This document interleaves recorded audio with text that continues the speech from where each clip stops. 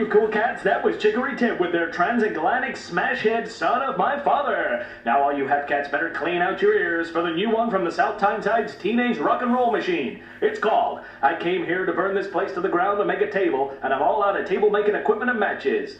Hey Bobby, what kind of title's that? Ladies and gentlemen, please welcome Mr. Lee Kyle!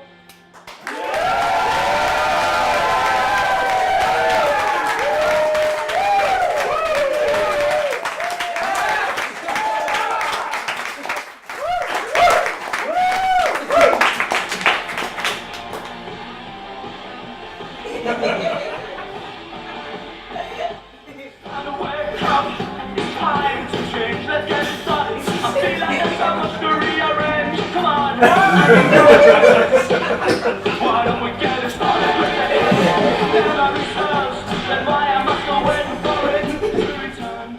Hello everybody! Fuck my arse. Hello. It's impressive that I put that bit in, that fault, just to make it better. Hello everybody, my name's Lee. Hello Lee! Hello. Welcome to my show. You're probably thinking, Lee, is there a theme tune? Is there a theme tune? Thanks for asking, mate. Of course there is. You're probably thinking, Lee, does that mean you're a good singer? There's a theme tune. Let's be happy with that.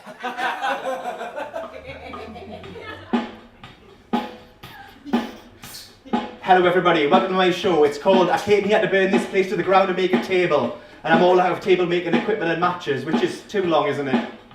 I'm aware that's too long. And when I thought of it last February, way back, I thought that's a good title. And then I got more and more embarrassed by it, to the point that people go, what's your show called? And I go, oh. So now it's really just called Lee Kyle Live. It's easier, isn't it? You're probably thinking that title though, I bet it's a clever metaphor for something. If it is, it's an accident. I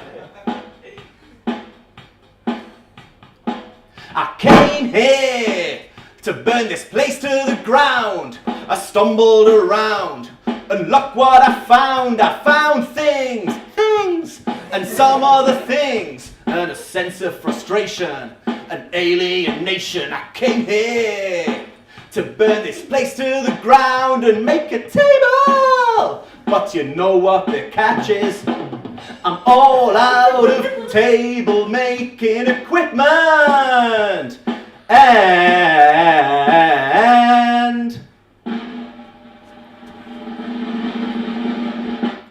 matches.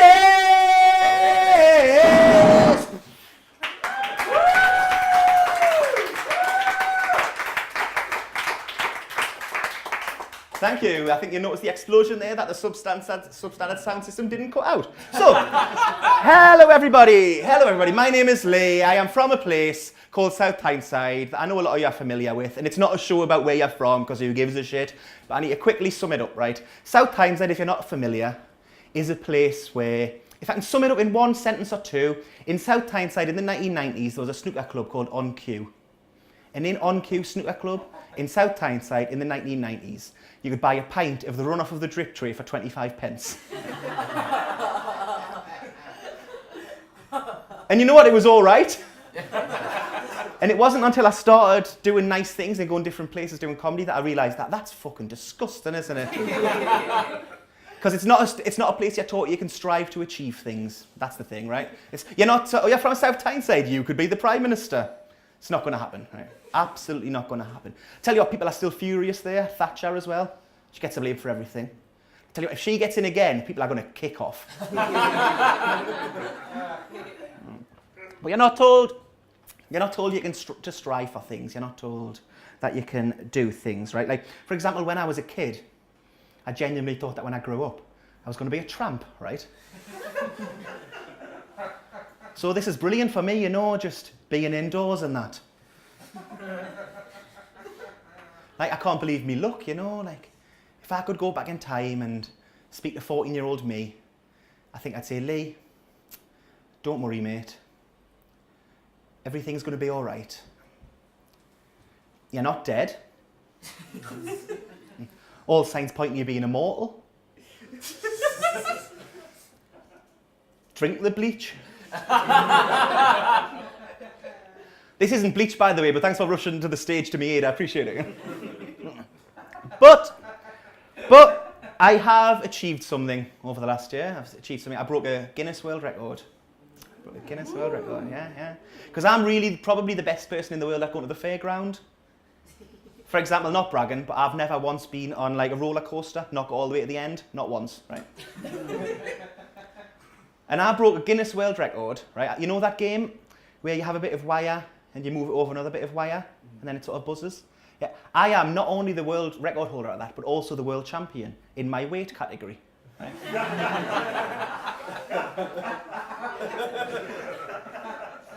And I know some of you are doubting this, but I was very proud of it, the Guinness World Record. Some of you are doubting. I'll just show you what I do, I'm just not sure.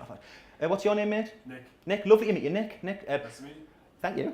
That's a lovely boy. I don't know why I'm depressed when there's nice people around. Nick, you are very important in this, just this next little bit. You're the buzzer, okay? Right. So when you feel the time is right, I'll let you decide that, Nick, right? When you think it's right, you're the buzzer. Nice and loud. Give us a buzz. Louder. That's not it. That's not it. Okay, here we go. Here we go, Nick. I trust you, Nick. I trust you. Here we go. Right, everybody, don't worry. Don't worry about this. I'm going to show you. This is just me stance. Okay? In the professional moving a bit of wire over another bit of wire league, you've got to have a stance. It's just for marketing purposes, for t-shirts and that. So don't worry about this. Right? This is called the Kyle stance. Some people are a bit more experimental. There's a bloke who's sort of like that. But he's shit. Doesn't make any sense. Right? It's sturdy, and I want to get a job done. And you'll notice I didn't say strong and sturdy, though, even though every part of us was going to do some satire. I didn't say it. Right. So here we go. Ready when you are, Nick. Fuck, I haven't even got off the rubber yet. Right. Sorry, that's my fault. I was a bit nervous. There's not normally this many people in the face, so I'll go again. Right, I'll go again.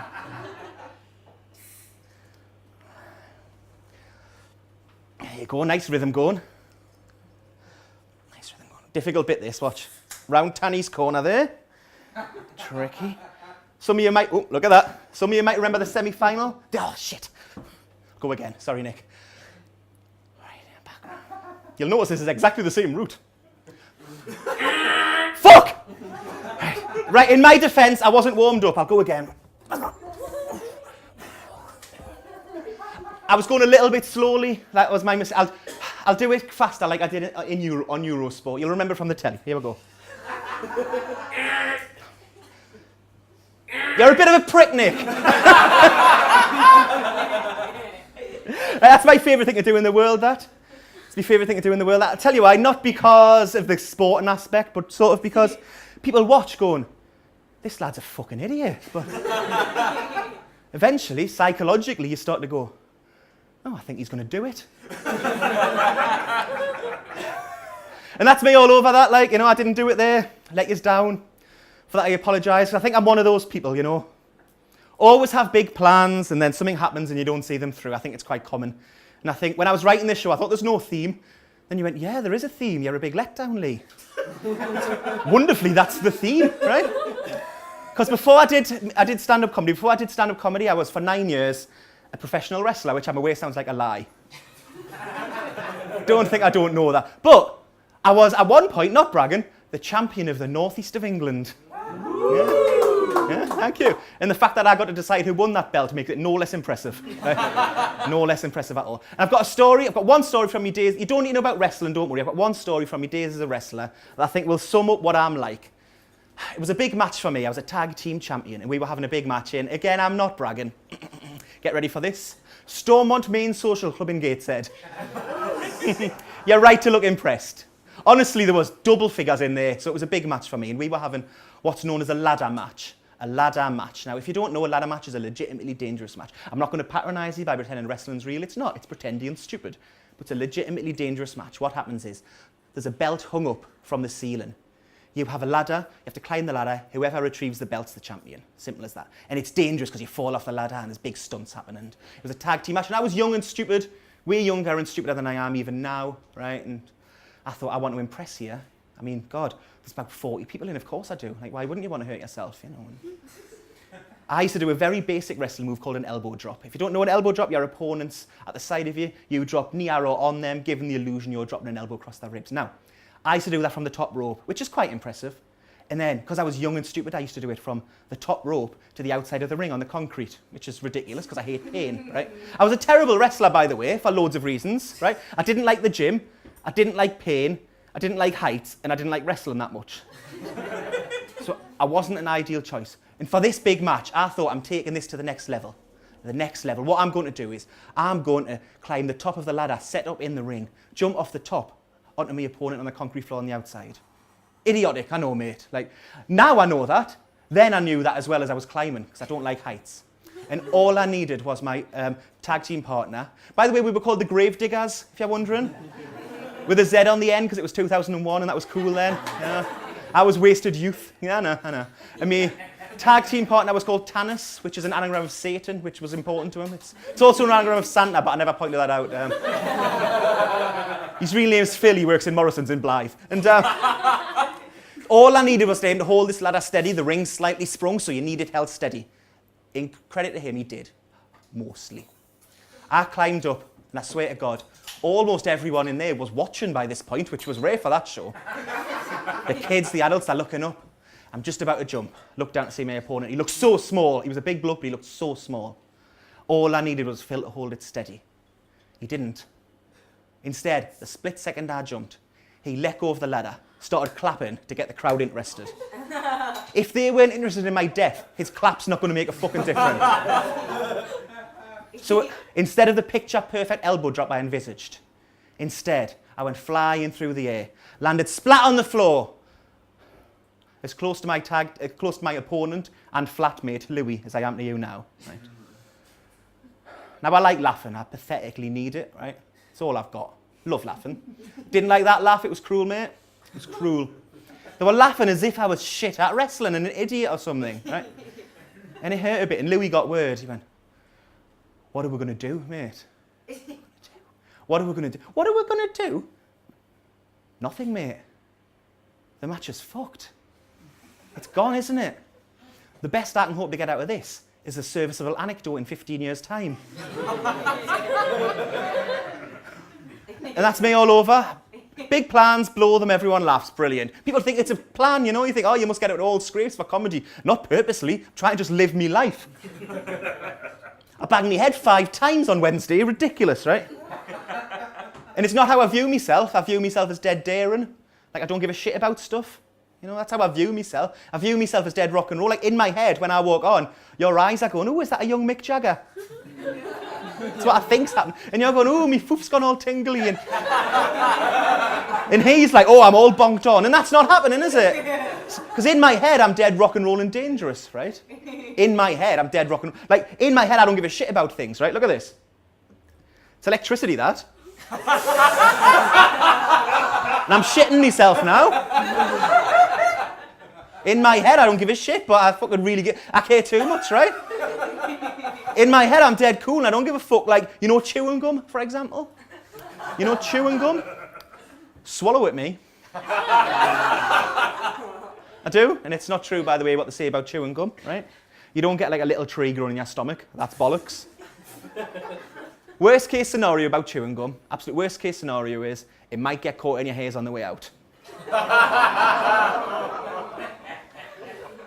But don't worry, you look shocked, but even that's not bad if it happens. Like, if that happens, don't worry, be patient, you can still blow bubbles. Yeah, I don't care, me, you know, I'm dead cool. I say Beetlejuice into mirrors loads, all the time. Don't shake Orangina, not bothered. Tempt fate quite a lot. I'm going to test the theory now. I'm going to tempt fate for a bit. Cut this bit. Remember what I said before. I'm going to tempt fate for a bit. Right. When I get home tonight, my house won't have burnt down. See, people don't like that, do they? Like, it makes you feel uncomfortable. Like, people go, Lee, mate, shit. I know I said I don't believe in fate and I'm too clever for fate and that, but don't tempt the bastard. Are you mental? And I'm like, well, what happens if you get home tonight and your house has burnt down? Won't you feel dreadful? And I'm like, well, of course I will. All my family and stuff's in there, innit? Like, the irony's the least of me problems.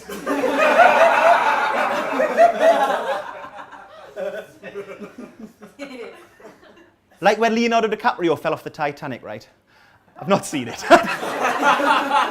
I don't think he used his final 3 breaths to go. This bit's got acting in, so watch out for the acting, right? I don't think he used his final 3 breaths to go.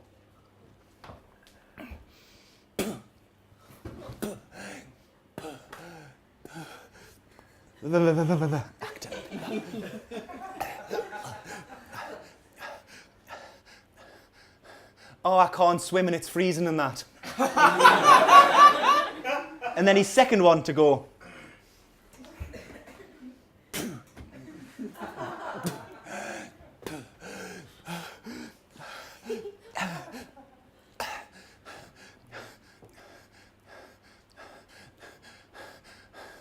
Come on, man, Winslet. Help us, you bitch.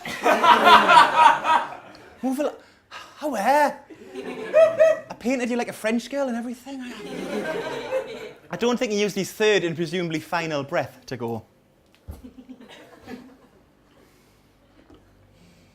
That's too much.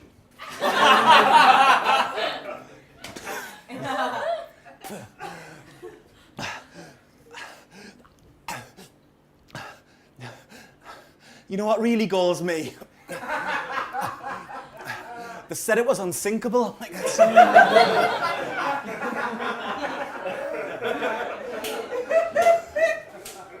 like that's not what's important, is it? Like people say, right, fate's all well and good, mate. But what about the idea that good things happen to good people? Do you believe that? I think no, I'd like to. It'd be nice, wouldn't it? Wouldn't that be lovely? You do something good, something nice happens to you. What a lovely... But I don't believe it. And they said, well, what about, mate? A couple of weeks ago, I'd been a really nice bloke, right? I'd helped an old lady across the road and give some money to charity and made another thing up. And when I got home that night, my mobile phone that I'd been missing for a week had been returned to us. It's good, isn't it? And said, doesn't that prove that good things happen to good people? And I thought, no. All that proves is I must have had a shit phone. They say, do you tempt fate all the time? I thought, no, don't be stupid, mate. I'd never tempt fate. Hello, I'd never tempt fate getting on an aeroplane. I'd never tempt fate getting on an aeroplane because it's one of the many things I'm scared of. Oh. Can we pause here while I plug this in? That's fine, right? Cover your ears, guys. 2.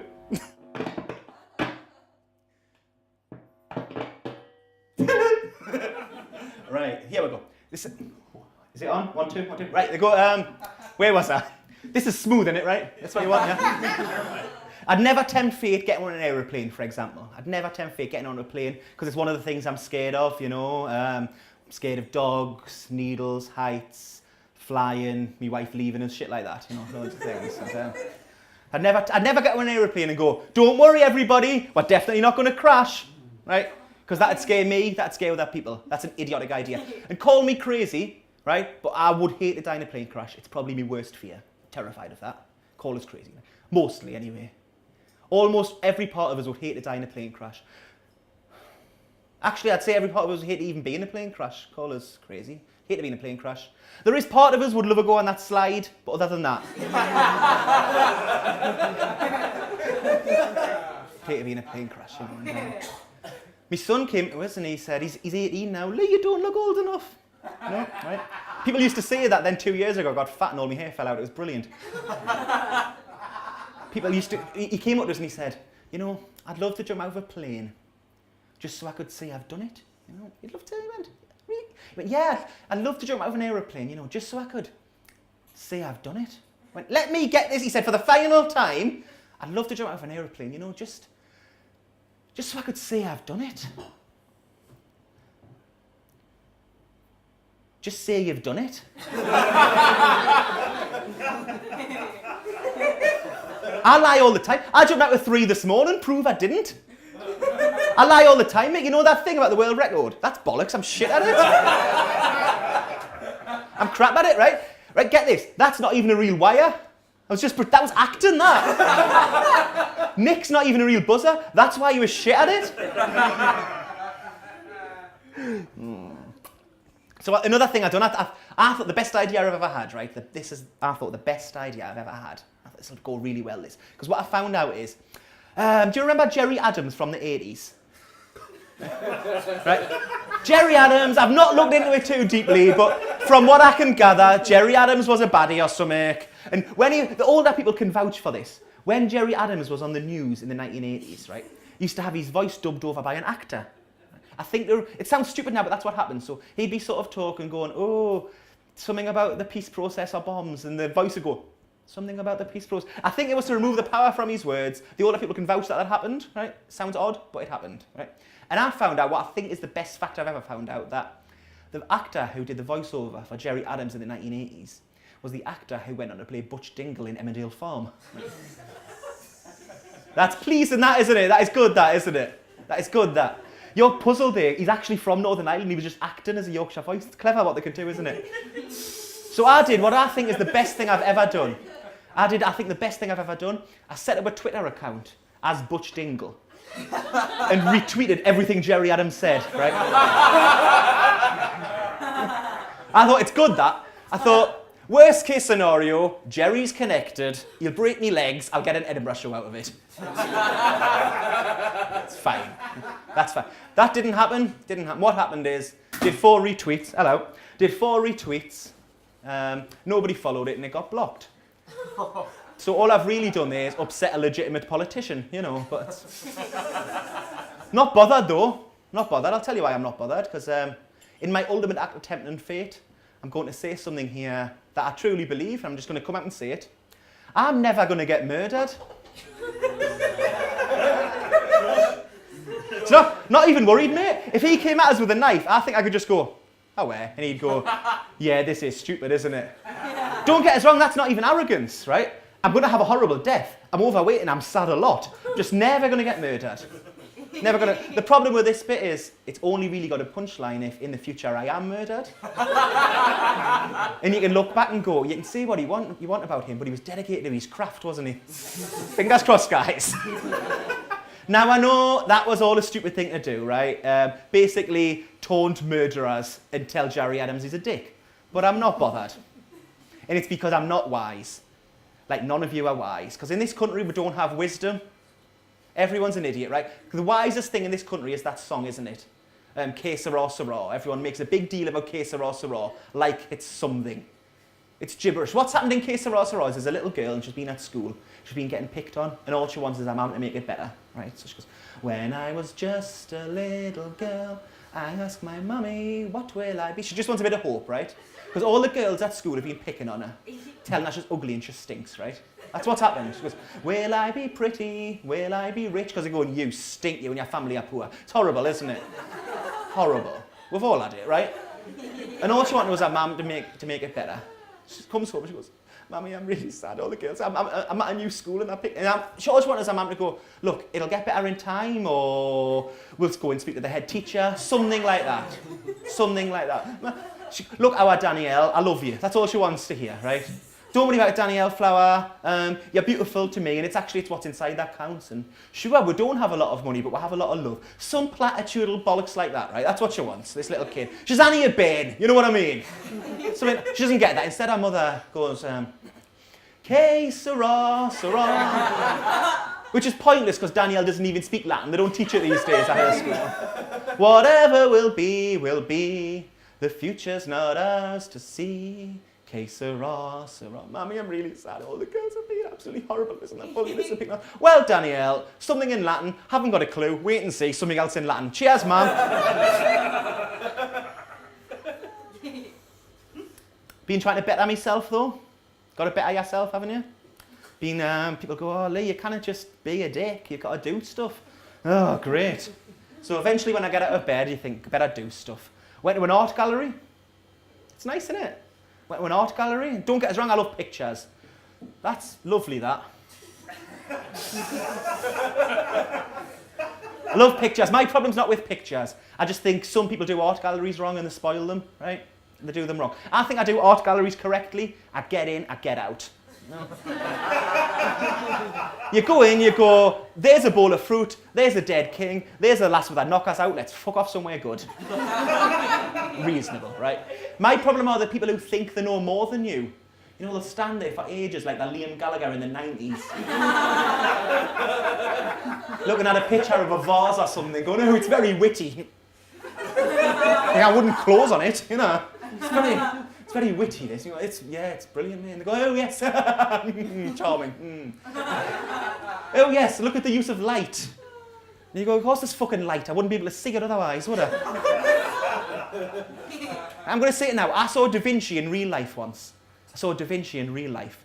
It was fucking shit. It was just a lass in a coat. Boring. I'm going to say it now. Leonardo da Vinci's overrated. Leonardo da Vinci's overrated, right? I don't think he deserved to have that turtle named after him, for a start. It should have been Michelangelo, Donatello, Raphael, Neil Buchanan. Tony Hart if you're a bit older. Not Rolf, not anymore, he fucking ruined that. And speaking of that, I was walking around my estate the other day. My housing estate, you know, I wasn't fucking shooting grouse. And on some bloke's flat, and it's awful this, on some bloke's flat they'd written in massive letters, pedo in massive letters. That's dreadful, isn't it? On his flat they'd written pedo in massive letters. I thought, that's awful, that. Like, they've got lazy, haven't they? You know, in my day, they used to have to go out in a van, pretend to have puppies. Now they just advertise at the front of the house, wait for the kids to come to them.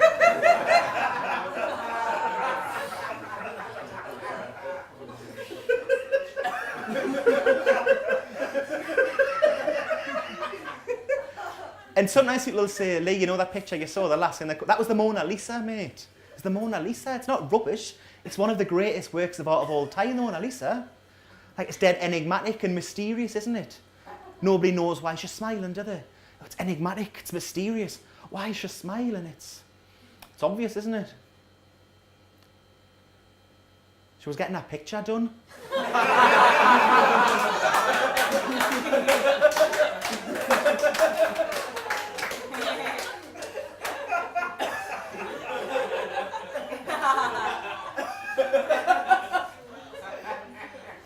Went to see some classical music. Shit. I'm not an idiot, but I found out, I think I went to the wrong one, right? I wanted to go to one of them ones with cannons and loud stuff, and it was just a bloke on a piano for ages, right? For ages. And I found out they don't do requests. Like, even if you're really not into it, and he's just going, and you go, this is an hour and a half now. They don't do requests, even if you're just trying to help, right? They go, and you're going, oh, I'm a bit bored, like, I think everyone's a bit bored.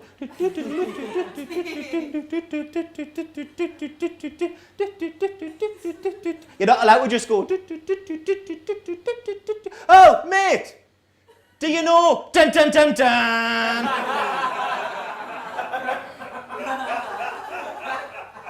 Incidentally, those were the right keys on the piano. Went to see the opera. Shit. I think the problem was they didn't do any of the good ones, you know. They didn't do World Cup 90, they didn't do Go Compare, they didn't do Cornetto. Waste of time, right? And it upset me because I used to be a bit of a musical prodigy when I was a lad, you know. They used to... No, it was in the Chronicle, they used to call me the Jarrow Mozart.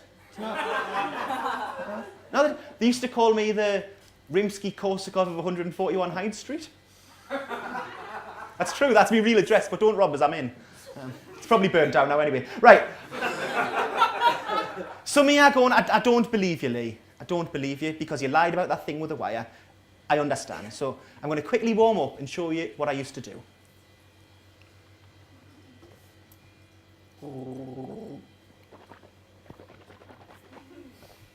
La la la la, la la la la, and that's just the warm-up, and that's belter. Right. Bit of art on a Friday night. Here we go.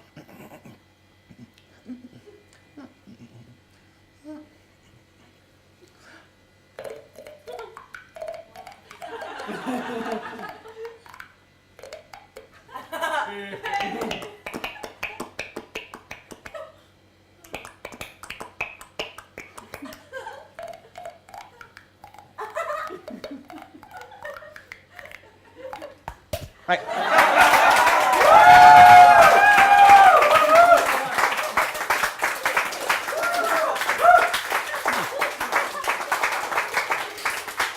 Talking about struggling from the art, you may notice I've knocked half my tooth out there and it's turned blue. That was at a gig 2 years ago. I haven't fucking bothered.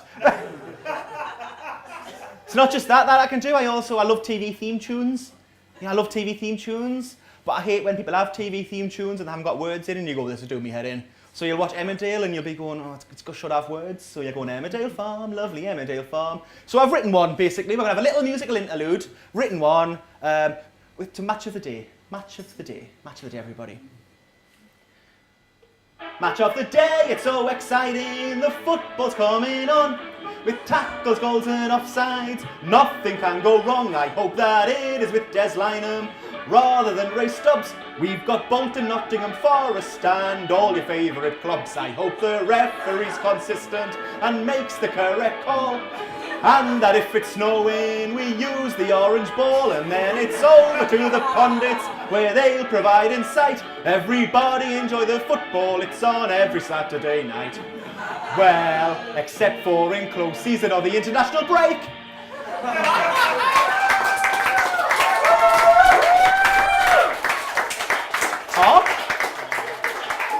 We appear to have stepped into a musical interlude, guys.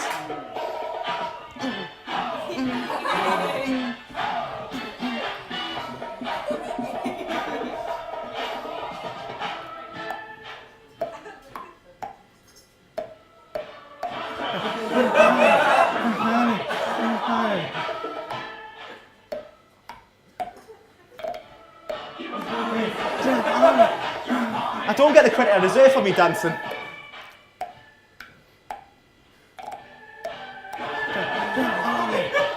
Check it.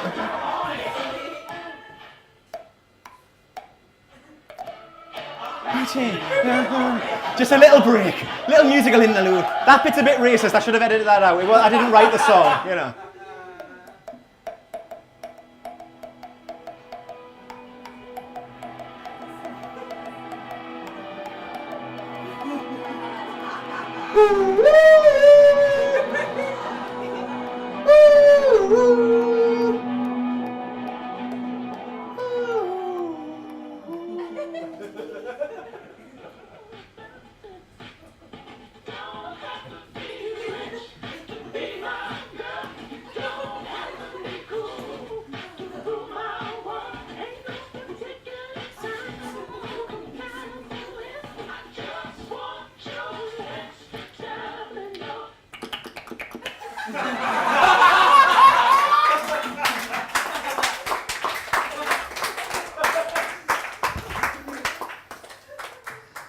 So after the musical interlude, you do what is traditional after a musical interlude. Coffee's shit, isn't it? I'm aware we're in a coffee shop. Let's pretend we're not, right? Coffee's shit, and I think we've all fallen for a con. And I'm pleased for you business-wise that we have, but we have. I think among every group of friends, one of you likes coffee, the rest go, we better pretend we like coffee so they don't think we're a loser.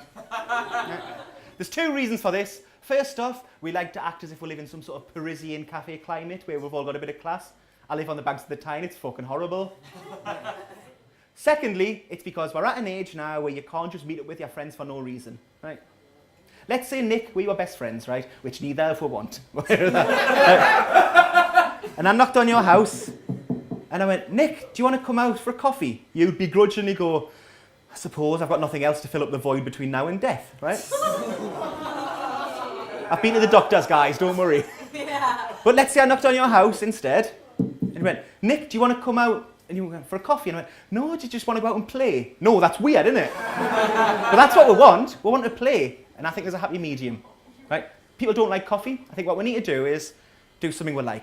How much better would it be if I knocked on your house, Nick, and you come running all excited downstairs to see your best friend Lee, right? And I went, Nick, do you want to come out? And you had your coat already, you went for a coffee. And I went, no, mate, I thought we could go out for a lilt.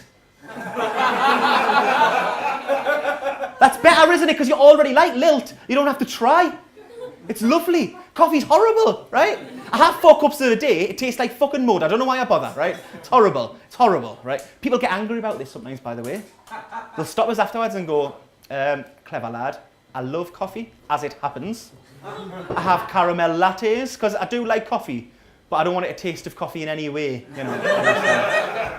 Or sometimes they'll be extra furious and they'll go, mate, I love coffee, actually. I love coffee. I like it so much, I have espressos. Get out of that. Yeah, because when I like something loads, I like to have as little of it as possible, right? And when I drink it, make this face. That's how I know I like something. Beer's the same. A couple of years have brought drinks, right? Having drinks. Beer and wine.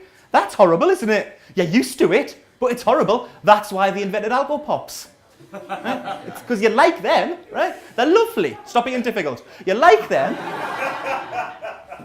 And it's not enough to have beer now. I'm too old. I've got to have beer like brewed on a premises with horrible bits in. That's horrible.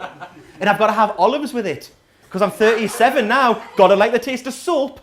Got to go on country walks as well now. Because you can't just do things you like. Sometimes my wife will go, do you want to go for a walk? And you go, not really. Can't think of anything else to do. We've done everything else. I'm old. Let's go for a walk. Let's go for a lovely walk. I wouldn't mind going for a walk in the countryside if it was in Africa. And you might see a lion rip a gazelle to shit. That's interesting, isn't it? I don't want to see a rabbit again. Oh, there's a rabbit. We've seen 9 of them today anyway. They're fucking rubbish. They eat their own shit and shit it out again, and I'm meant to respect that as an animal, am I? And then somewhere in the distance, you see a lovely little country pub. No, a country pub. Lovely little country pub. Oh, let's go to the country pub. We can. Oh, what's that? They've got their own brewery. We can have horrible beer with bits in and some olives sat next to a racist. Brilliant. Time to take a stand, mate. Time to say, no more of that, mate. No more of that. Get rid of your coffee. Get rid of your olives. I don't want them. How much more money would you make here, mate, if you got rid of all the coffee shite, replaced it with sun-kissed and sports mixtures? That, my friends, is wisdom that comes with age. Like observational comedy, not one of them. Find it difficult. A lot of people slag off Michael McIntyre and that. I think it's unfair. I think he's good at his thing. He's funny in that. Like, I'm not one of them ones who goes, no, good luck to him, right? I think he proves something important. First off, that it's good being an observational comedian because you make the most money, but also it's nice. He proves that people have the same experiences all over the place. Right? He's from, I'm going to guess, Surrey. I don't know. Let's say it's probably fucking Surrey he's probably from, right? And he's got a drawer where he keeps all his man things in, and that resonates. Like, if that was just the experience of a man from Surrey, he wouldn't sell any tickets in Leeds, would he? So he proves we're all the same, and isn't that nice? Like, there's differences, of course. I'm not stupid. Like, you go some places doing this, and you find out people are different all over the place, and that's nice as well. Like, in Newcastle, a lot of people like sort of surreal, weird things. That not everyone, but that's quite common. And in Glasgow, people love storytellers. It's very. In Liverpool, they're like, when you talk about Liverpool, and nothing else ever. Like, it's the best city in the world, lads. Not even the best city in the Manchester-Liverpool district. But deep down, I'd like to be an observational comic, so I'm going to try some. I'm going to try some observational comedy right now. Hi, everybody! Hey, who here has got a dad or has had one? Dads, what are they like? Absent in my experience. Don't do this, mate. What? You're about to do a heartfelt bit and it really doesn't suit you. You don't have the depth. Alright, who are you?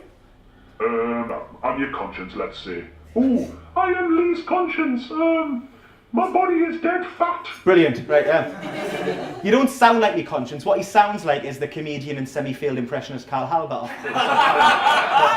With his voice artificially lowered using the Audacity sound editing software on my laptop. That's who you sound like. Isn't that also the software you use to edit your podcasts? You know, the highly acclaimed Which is the Best, available free from iTunes and all other podcast providers. It is me. I'm glad you mentioned that because I'd have been classless if I did. But you do sound quite a lot like Carl Halbert, though. Well, if I was Carl Halbert, which I'm not, then I'd be so good at impressions that my voice would be indistinguishable from your conscience in every way. Nah, level with you. He's not that good. But it bloody is. Hello, I'm Alan Carr. It's fine, isn't it? 6 out of 10. That's all well and good, Carl, mate, but why have you interrupted us? Because you pressed the clicker? Yeah, don't get better. But, right, in the show, why have you interrupted us? Look, I've mostly interrupted you because you need someone to interrupt you later in the show. So you're introducing me as a character quite early on, so it doesn't seem odd when the time comes. That's very clever of you, Lee. Pat on the back. But who are you playing in this show? Have you got a character or anything? Nobody really. I'm just a theatrical device. That's unsatisfying, that, isn't it? Could have done better than that. Just a theatrical device. That, mate, that's highly unsatisfying. That's unsatisfying. You think that's Calm unsatisfying? down. You want to try going on Britain's Got Talent twice, mate, and not getting through both times? They asked me to go on it, and I've got a bloody standing ovation. I'm good. I've got talent. Hello, are we well? Hang on, I'll do that impression again, but change my voice back to normal. And Okay. Lee, move around like Michael McIntyre. Put a bit of life into it. Come on. Hello, are you well? Right, oh, fair enough. That is a good impression. I'll grant him that. That is a good impression. And like, good luck to the lad. He's a good lad. Thank you for doing the voices for this show and that. But, great. Good impression. Marketable skill. That's what I haven't got, right? A USP. Just a bloke. Love him. Don't get this wrong. That's fucking adorable, but it's not a mortgage payer, is it?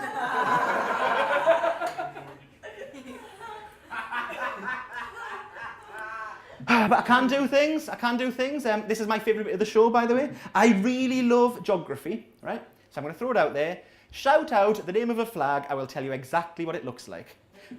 Trinidad and Tobago. Okay, mate.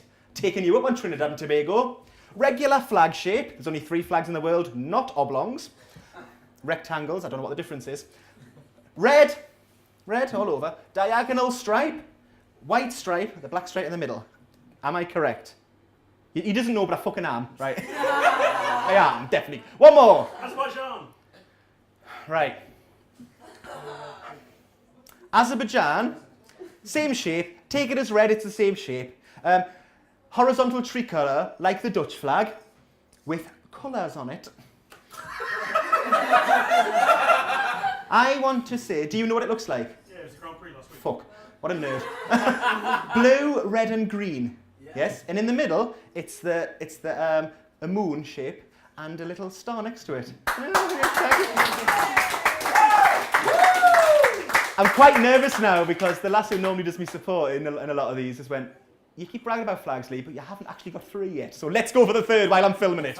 One more. Croatia. Whoa, calm down. Croatia. It's not doing. It's too big. Croatia is very similar to the flag of Serbia. That sort of. It's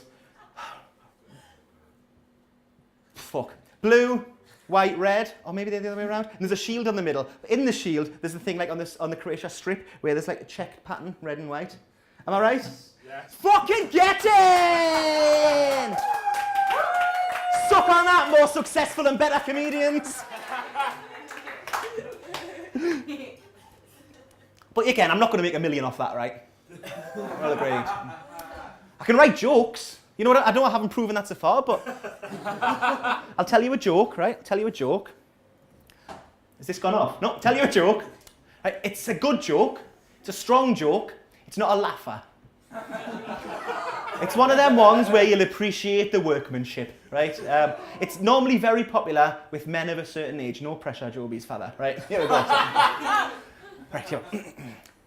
The lead singer of the Blockheads had a difficult life, didn't he? He suffered with polio, he lived through long-term drug abuse, he had one leg shorter than the other. That necessitated the use of a build-up on the inside of one of his shoes. Well, that's just adding insult to injury, isn't it? Yeah, you're not laughing, but he is, and he's the target audience for that one.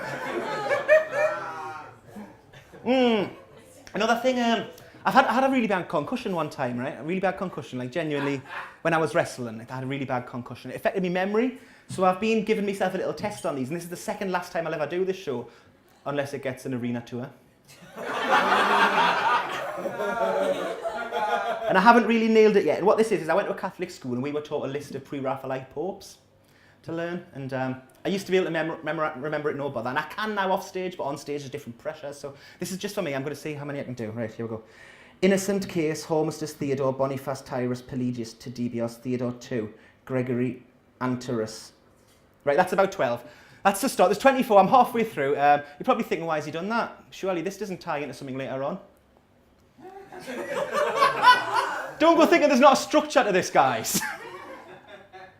I know you're going, Lee, you remembered all those popes and you did that thing on your teeth. Are you a genius? Now, I don't think I am. I think the word genius is a much overused word, right? Cover your ears. Hello. Fucking hell. Hello. I think the word genius is a much overused word. I think people go, oh, my mate's a genius and he's just some idiot who headbutts bus stops or something. I think there's only one genius alive today, right? And it's not a musician or an artist. It's somebody who works in marketing, as it happens. It's the person who in the meeting to discuss how to improve sales of the underperforming vacuum cleaner. He realised they didn't have the money to compete with Hoover. And he realised they didn't have the technical expertise to come up with Dyson. And he was new, so he was nervous, right? So he stood up, surveyed the room, ready to unleash his idea how to improve sales of the underperforming vacuum cleaner. And he was new, right? So he was nervous, so he stood up, paused, took a sip, and said,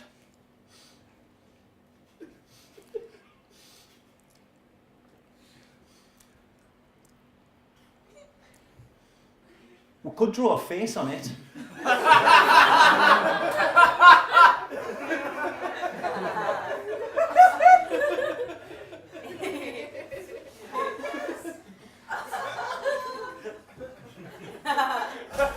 Fame's a weird thing, innit? Like, people you think are famous are not famous. I thought I was famous once, right? You know when you have a little daydream in your head? I'd had quite a good, again, not bragging, I'd had quite a good gig in Darlington. Yeah, I'm not bragging, but it was quite a good gig. And on the train station on the way home, you'll never guess who was there. Duncan Bannatyne was there off You're Fired, right? Duncan Bannatyne, just right there as if it's the most normal thing in the world. And I saw him and I thought he saw me, because in my head, you know, I'm like, oh, yeah, I'm famous now. And so just daydreaming, and I walked past him. It would a little nod you imagine famous people do to each other when they don't know who they are, but they want to go, I know you're famous. And sort of went, And he kind of went, And then he sort of got down the thing and just turned around and looked as if to go, who the fuck are you? And it hurt, because you forget, don't you, for split seconds you live a different life. Like, to me, somebody who's famous is the most famous person in my school to everyone in my school was a lad called, this is his real name, it's charmingly Dickensian, right? Richard Rattenbury. Richard Rattenbury.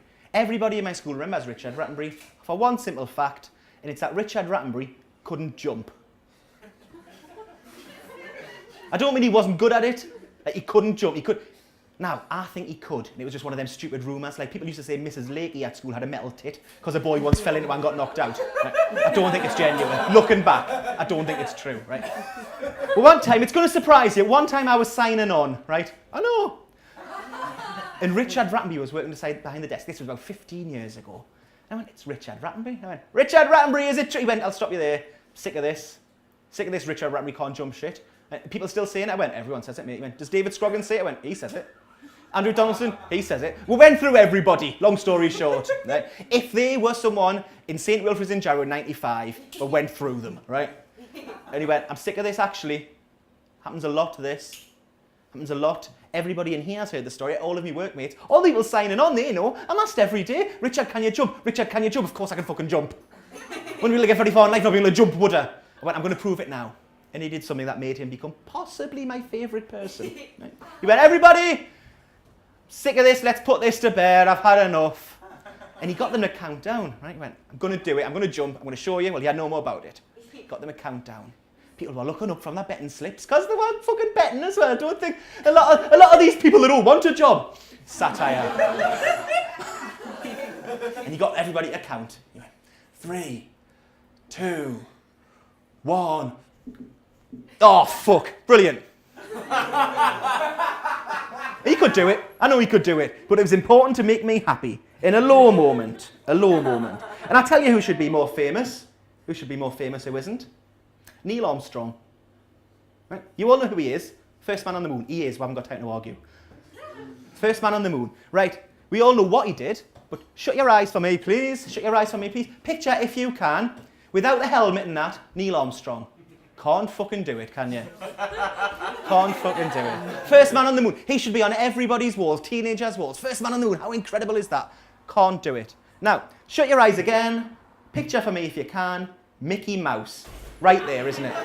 He's not even a real mouse. He's done fuck all and been nowhere, that prick, right?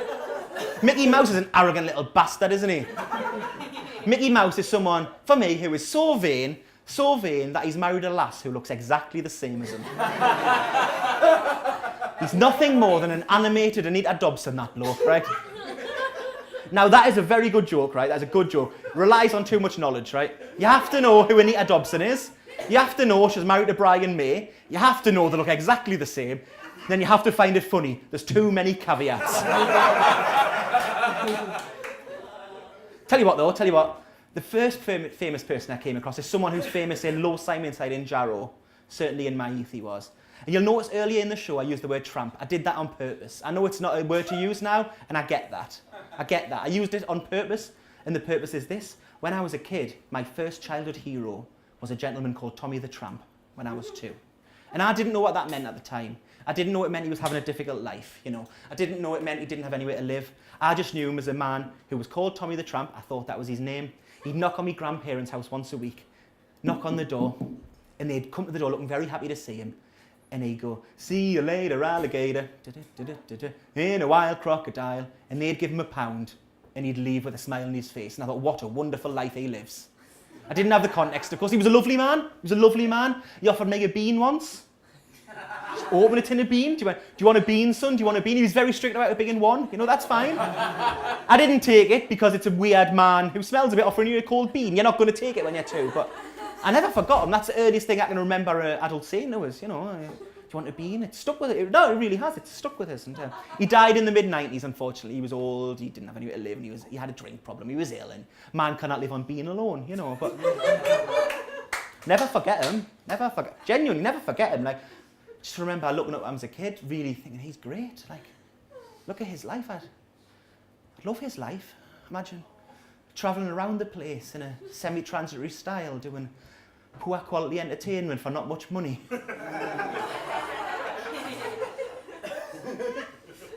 Fuck, I think we're found out who my real dad is, guys.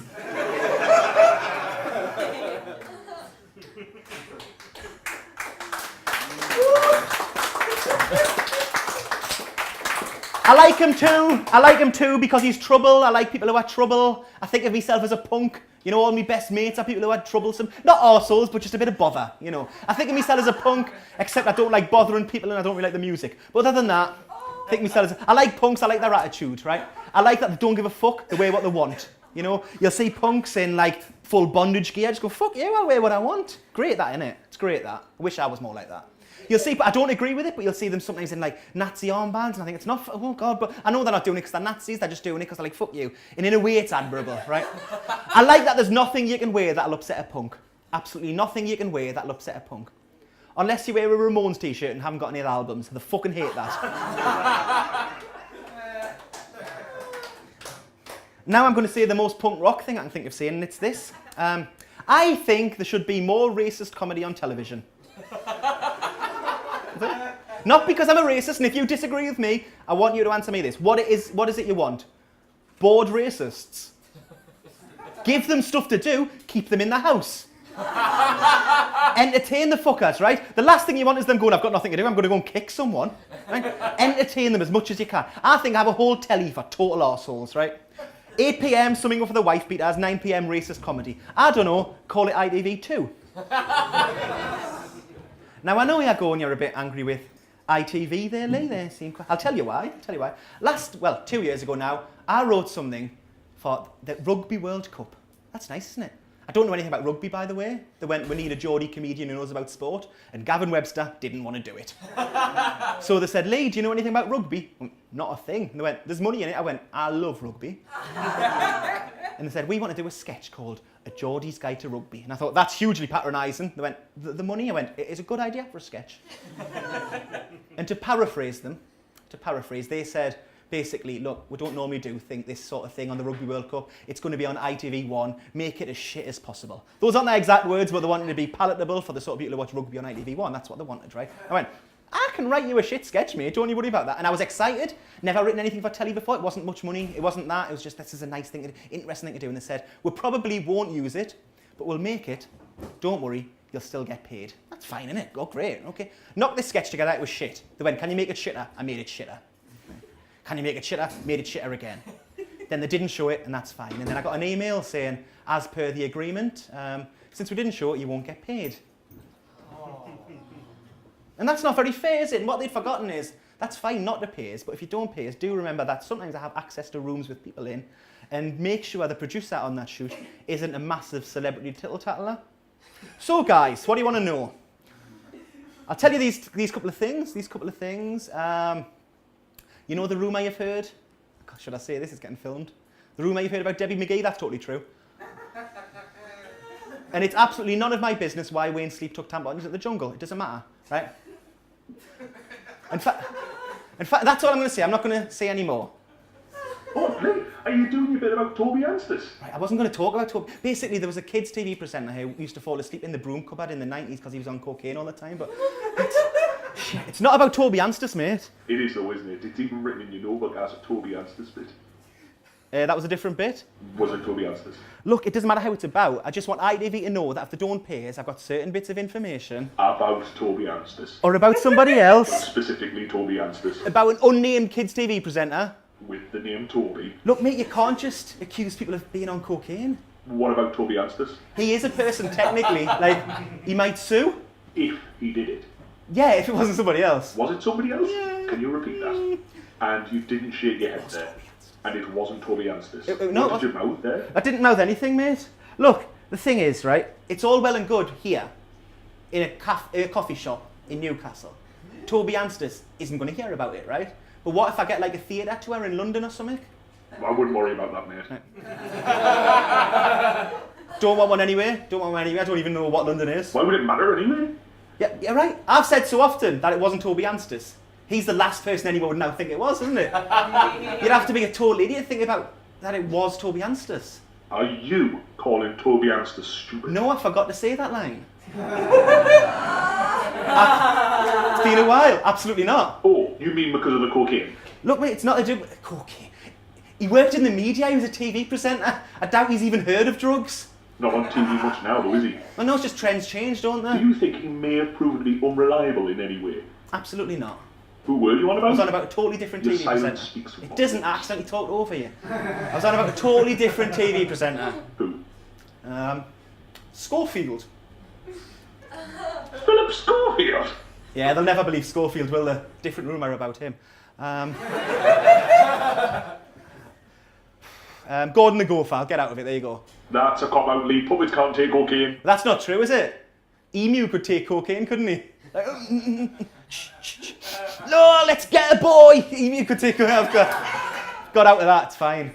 Stop trying to whimsy your way out of this. You've levelled a very serious allegation against Mr. Anstis. Well, I haven't. I've said nothing. Technically, Cal's levelled the allegation, hasn't he? I'm only reading off the script you gave me. I've got no axe to grind against ITV. Not bothered at all that I didn't get through Britain's Got Talent 2011. And again, since we recorded this bit. Look, mate, just forget about it. I can't. You can't what? Forget about the Toby Anstis allegation. Shit, look, right. Thing is, it wasn't Toby Anstis, right? I don't even really know who he is. You know exactly who he is. He was one of your favourite room cupboard presenters. No, he wasn't. My favourites were, I liked Philippa Forrester, I was a teenage boy. I liked Andy Peters, because I saw him in France once. But my absolute favourite was Andy Crane. Fucking loved Andy Crane, right? Now what are you saying about Andy Crane? I'm not saying anything about Andy Crane. I'm just saying he was at his peak in Manchester during the time of Acid House. Be perfectly understandable if he dabbled, wouldn't it? He was like, oh, I'm on one. Hello, Bez. Give us a cup of E or whatever. And he went, can you get us any cocaine, Ian Brown? He went, no. And he goes, where does Toby Anstis get his? It'd be perfectly understandable if that had happened. Look at you, got no profile. Look, yeah, I've got no profile. Yeah, mate, I feel lucky. Hang on. Oh,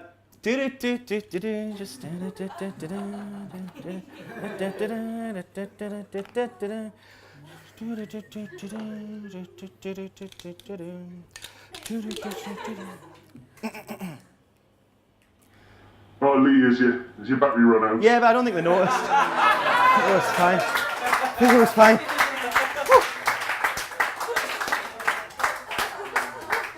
I think it was fine. And what I've accepted is that telly's not for me, it's mutual. Can't be bothered with it. They're not interested. It's fine. There's loads of reasons. I shouldn't be on telly, right? Sometimes I say horrible things. I've got no unique selling point. Overweight, plain looking, not that funny. It's fair. But ultimately the main reason is, I think the main reason that's never happened is where I'm from. Like, I'm not bothered, but ultimately they don't let people from South Tyneside be on television, do they? That's the thing. Sarah Millican. What? Sarah Millican. Well, Sarah Millican, obviously, but she's fucking brilliant, isn't she? Of course, Sarah Millican. But other than Sarah Millican, I can't think of a single other comedian from South Tyneside who they'd let be on the telly. Well, what about Chris Ramsey? Comedy Central seem really keen on him. They've given him his own show. Yeah, fair enough. Chris Ramsey, you can't argue with that, right? Sarah Milligan, but other than Sarah Milligan and Chris Ramsey, they just don't let comedians from South Tyneside be on telly, and that's just the end of it. Oh, what about Jason Cook? Fair enough, Jason Cook, 2 series of a sitcom and a Christmas special, lots of other telly stuff. Very good, you know. Right, fair enough. But other than Sarah Milligan, Chris Ramsey and Jason Cook, they just don't let comedians from South Tyneside be successful, and it's not fair. And Seymour Mice. Fair enough, Seymour Mace as well. He nearly won Best Show at Edinburgh a couple of years ago. But fine, other than Sarah Milligan, Chris Ramsey, Jason Cook and Seymour Mace, there's no other comedians from South Tyneside who they let be successful, and it's just not fair. Carl Hutchinson, he's got himself a tour, selling very well. Fair enough, Carl Hutchinson. Carl went to my school, so I'm technically only the second best comedian from my school.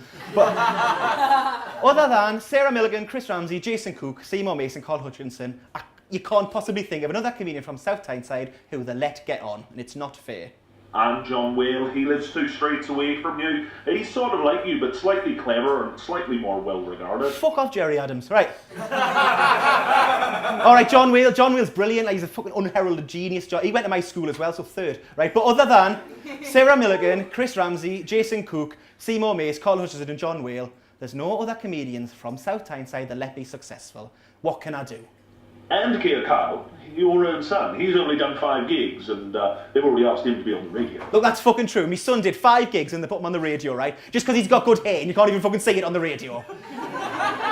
And don't get us wrong, I was on as well, but I fucking worked for it. He just turned it and went, I'm 17, they went, that'll fucking do. And by the way, I'm not bitter, but if there's any young parents in here, people with young kids, or people who are planning on having kids one day, bit of advice from me. Right? We raised Keir very liberally. We always talk things through with them, you know, give him lots of experiences. Never once raised my hand to him, and he's grown into a swaggering arsehole. Take advice from me. I was wrong. Hit your kids. Right, but other than Sarah Milligan, Chris Ramsey, Jason Cook, Seymour Mace, Carl Hutchinson, John Whale, and that little prick who won't move out, right? It's almost impossible to be a comedian from South Tyneside and become successful. It's just not fair. Mate, I think you've forgotten the most famous one. Don't think so. Lots of people don't know this, but Eric Idle was actually born in South Tyneside. Eric Idle? Doesn't ring a bell. I've never heard of him. You know exactly who he is. Eric Idle, out of Monty Python's Flying Circus. I don't know who they are. Well, I think you do. Because everyone in here knows that the last 5 minutes has been a direct rip-off of their What Have the Romans Ever Done For Us skit.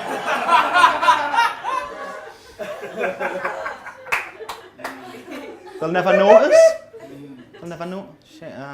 It's true that there's a bit in there where people are going, this lad's dead bitter, and then you go, oh no, the joke is that there's loads of them and it's all his fault. It's not fair, is it? It's not fair. I can't use the South Tyneside thing as a crutch, can I? Turns out there's nothing holding you back at all except talent and hard work. Bollocks, innit? It's not fucking fair, that. And I'm not moaning at you. I've got a lovely life, much better than I ever thought. Don't get us wrong, right? I wake up every morning wishing I died in my sleep. But by about noon, I'm fine. By about noon, I'm sort of fine. I've got a wife who I love very much, a son who I can put up with. My wife's lovely, by the way. It's just, that's nice, isn't it? Like, I love her. We've been together almost all of my adult life. We're still having it off and everything. Can't argue with that. Having a lovely time, right? And she's very intelligent, much better looking than us, which is a plus. Not everything. She's very clever. She speaks 5 languages. You know, speaks 5 languages. But we're all ladies in our own way. We're all stupid in our own way. And she's pretty stupid, you know, like, she really struggles with metaphor. She takes things very literally. She struggles with metaphor. Like, you know the phrase, it's really difficult to make ends meet. You all know the phrase. I'll not patronise you, but just in case, what it really means is we're struggling a bit financially at the minute. We're struggling. You all understand that. Well, first off, she thought the phrase was, it's really difficult to make hens meet, which it isn't, right? It's really easy to make hens meet. They mostly live with other hens. And I said, that's fine. If that's what you think the phrase is, that's fine. But what do you think that means on a metaphorical level? And she thought for ages, put it to her. She says, I think it's a phrase about how difficult it is to make hens meet. I said, that's fine then, but why do you think then people only use it when they're talking about straitened financial circumstances? She says, well, I don't know. I went, imagine the scene, right? You're going, oh, I'm really struggling. I've been laid off at work. You know, I've only got 3 months left, and our Davey, they've cut his hours down to 16 a week, and the Bane's 18 now. We're going to get less money for him, and we're struggling, and I don't know what we're going to do. I don't know what we're going to do. And I don't want to borrow money. Don't get us wrong. We'll be fine. And just really, I love him, and we're going to, just, I don't know what to do. Incidentally, have you noticed that it's really difficult to make ends meet? Doesn't make any sense. And ultimately, I think what we all want, though, we all want to have done things, don't we? We all want to have done things. That's what life's about. We all want to have done things, right? Then just say it. Remember, Lee, just say you have. Yeah, like before, we're jumping out of a plane and that, you can just say you've done things, can't you? What should I do, mate? Follow my lead. Okay, go on. Enya. I'm not paid PRS, Enya. Aren't you the bloke that jumped off that ladder? I am, mate. And I went on to become the WWE champion. Can I just lie? Wait, aren't you the bloke from that Rugby World Cup sketch? Yes, that's right, mate. And it was just shit enough to get paid.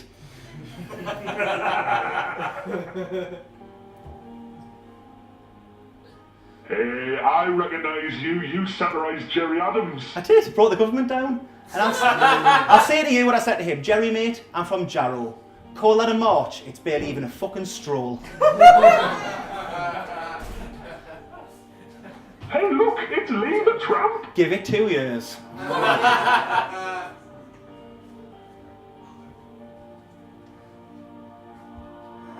You know, you get to the end of that game where you have to move one bit of wire over another bit of wire without setting the alarm off. Comfortably.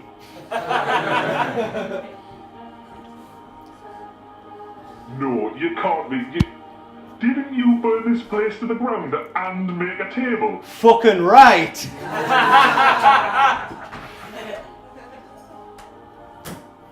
Not what I heard.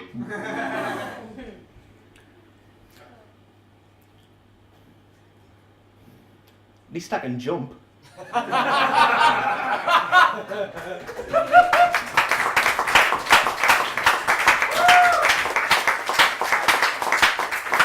Hang on, I can save this. Innocent case, Hormustus Theodore, Boniface Tyrus, Pelagius Tedibios, Theodore II, Gregory, Alexander Militiades, Anterus Theroc, Anicetus, Innocent II, Agatho, Onus Ogbana, Telesphorus, Marinus, Euloterus, Adrian, Marcellinus. That's 24. 24 popes. Right? And some of you will be going, that's fucking impressively. That's cool, mate. How do I impress me mates? By remembering a list of pre-Raphaelite popes that think I was belter. And there's an easy way to do it. If you want to learn that list, and who doesn't, you can remember it with this simple acronym, which is, I came here to burn this place to the ground and make a table, and I'm all out of table making equipment and matches.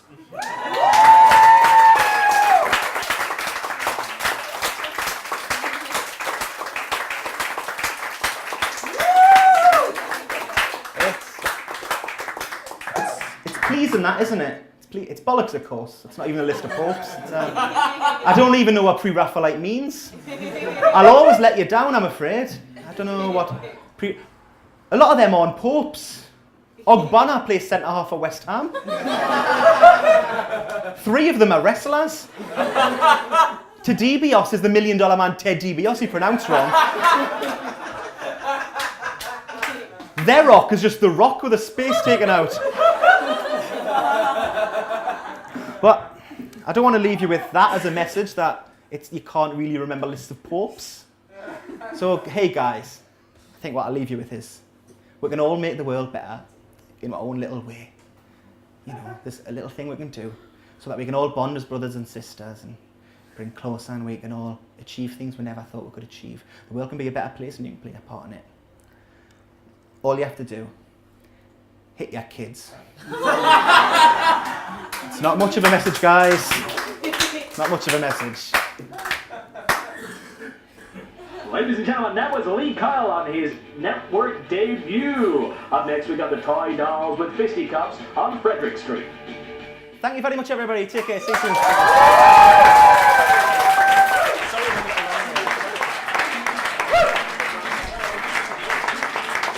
Lee Kyle!